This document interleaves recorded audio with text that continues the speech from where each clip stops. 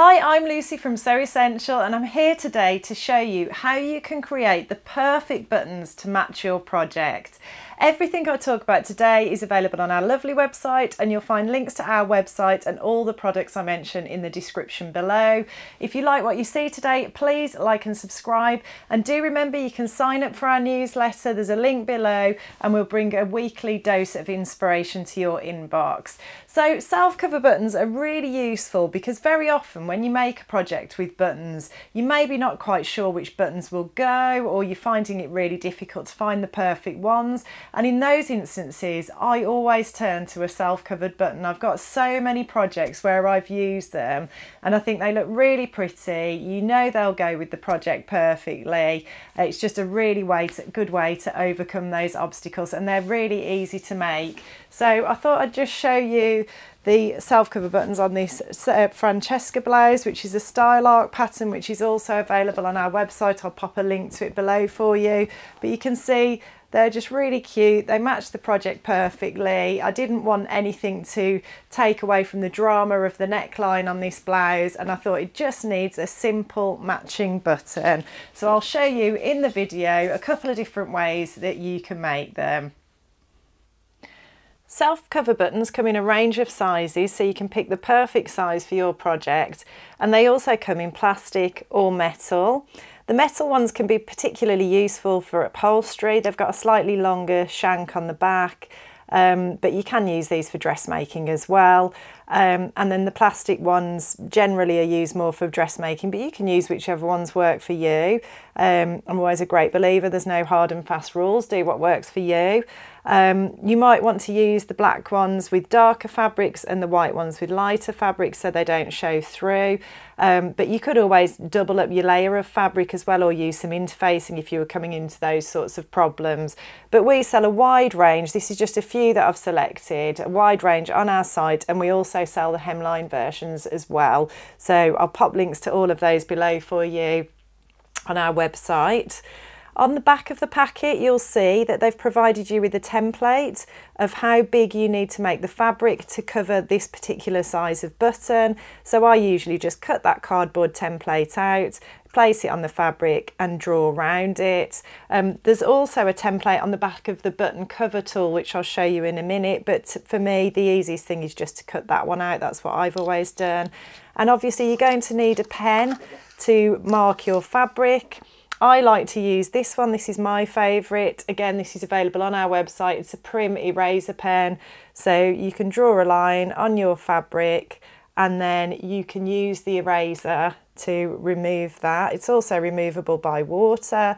But again, we stock a really wide range of these pens. They're great for so many things, marking darts, anywhere where you want some placement, a pocket placement, for example. They're really useful to have. We've also got an air removable one, so that disappears over time.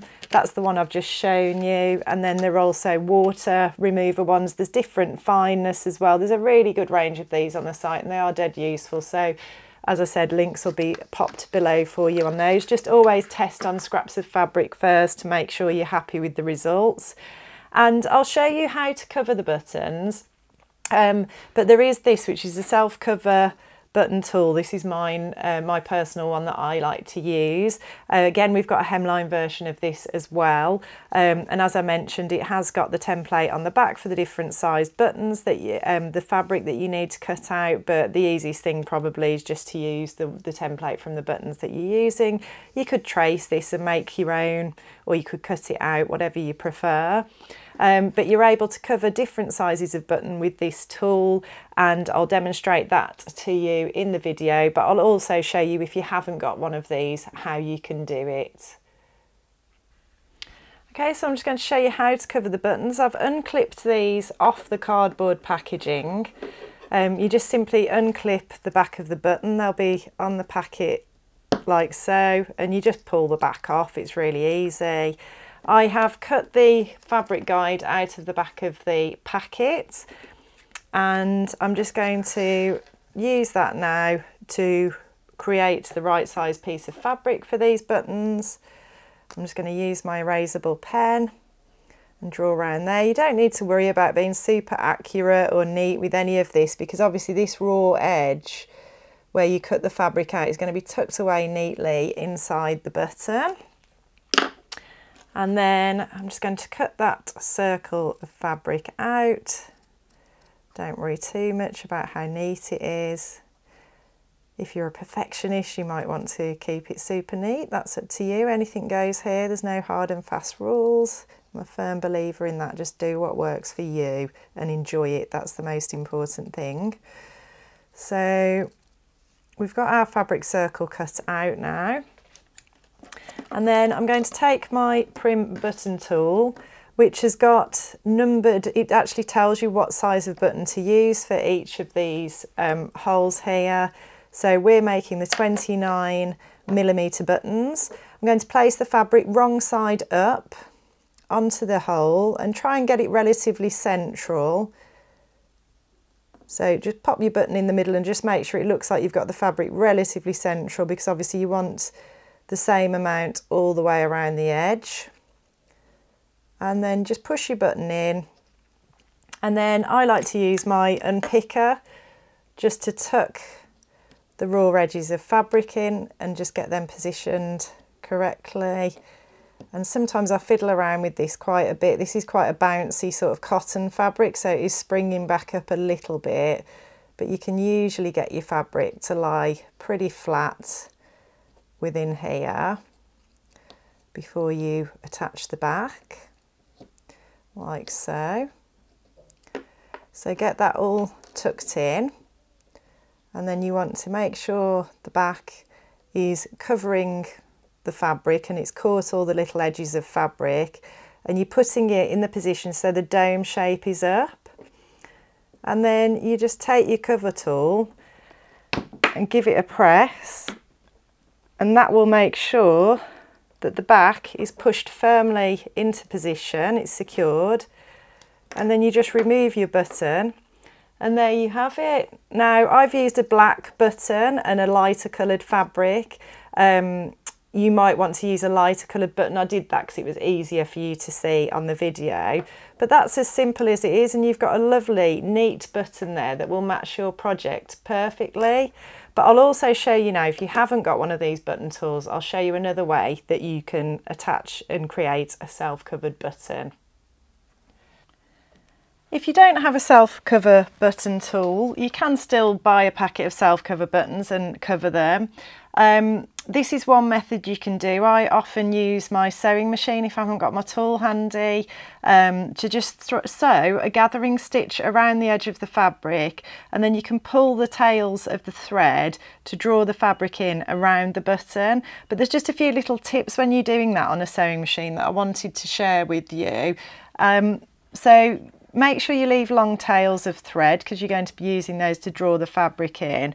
But I also like to use a foot like this 1/4" piecing foot. This is my brilliant 75Q sewing machine. I'll pop a link to it below. But the 1/4" piecing foot, if you can see, it's just got a little hole in the middle, which means it's got great contact with the needle plate. And when you're working with little fiddly bits of fabric like this, it's great because it just keeps everything in place and stops the fabric from being chewed up, which is wonderful. Just lengthen your stitch as you would with a normal gathering stitch, and you're going to want to sew close to the edge because you need to allow enough fabric to cover the front of the button, but also those edges of the button. You don't want your gathering stitches visible there. Having said that, you could just unpick them, it wouldn't be a problem. But the other little tips I'd give you are to use needle up down. So if you have needle up down on your sewing machine, it just means the needle will finish in the down position, and that is great when you're sewing around curves or corners or anything where you need to keep moving and following a guide that isn't straight. It just allows you to do that more easily. So sew a couple of stitches, reposition and carry on.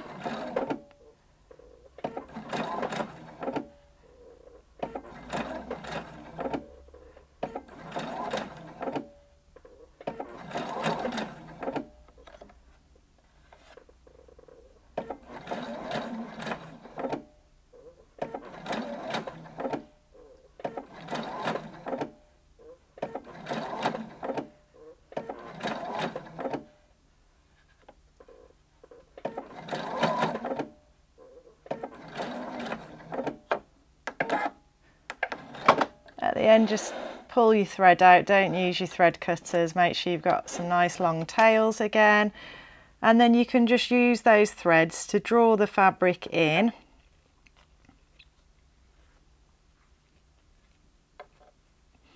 And it creates like a little cup or something, I suppose, to put the button in. And then you can just pop your button inside and then continue drawing the threads up so that the fabric wraps around the button. And you know, it works really well. It's a little bit more fiddly than using the button tool. I prefer using the button tool personally, but you can see that it still works, just requires a little bit more patience, a little bit more time consuming. And sometimes if I've done this method, what I like to do is just get the ends, the tail ends, and just wrap them around that centre piece of the button there before I clip the back onto the button. If you don't have a self-cover button tool, you can still create them. So you just cut out the fabric to the right size as demonstrated before, and then just sew a running stitch around the edge of the fabric, leaving a long tail at the end. And this is going to act as a gathering stitch. Just make sure you're not using a double thread like I was then. And just work your way around the edge of the fabric like so. There's one I prepared earlier here. And you can use those threads now just to gather that fabric in. Place your button in the centre. And then you will be able to just add your back. And usually what I do is sort of wrap those threads around the centre of the button, but it is a lot more fiddly doing it that way. I much prefer the tool. But yeah, if you gather it in like so, again, you can use your unpicker to position it. You can get the threads and just wrap those around the centre of the button once you've got everything in place. And then you just add your back, but it is a little bit more fiddly and time consuming and just requires a bit more patience. My preference definitely is to use the tool because it's just so quick and easy. And you can find everything I've shown you today, the buttons, the tools, the pens, all of it's available, the scissors, it's all available on our website, and I've popped links to everything for you below. So I hope you enjoyed that and it was helpful to you. As I mentioned, everything is linked below in this description. If you like what you see today, please like and subscribe, and I'll look forward to seeing you next time.